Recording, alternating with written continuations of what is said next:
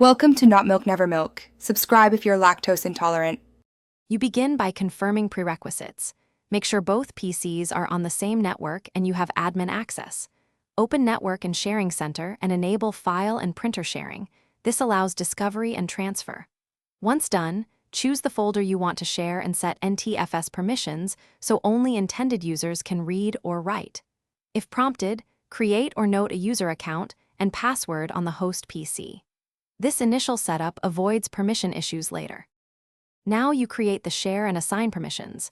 Right-click the folder, choose Properties, open the Sharing tab, and select Advanced Sharing.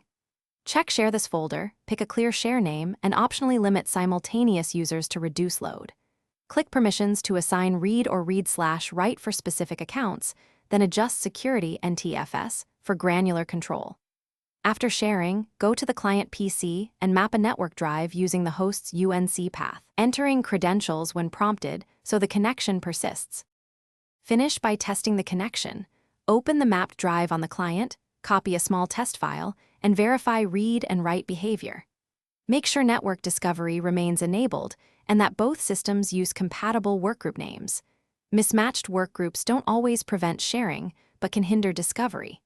If something fails, check firewall rules to allow file and printer sharing, remove stale credentials in Credential Manager, and use ping and net use commands to diagnose visibility and authentication.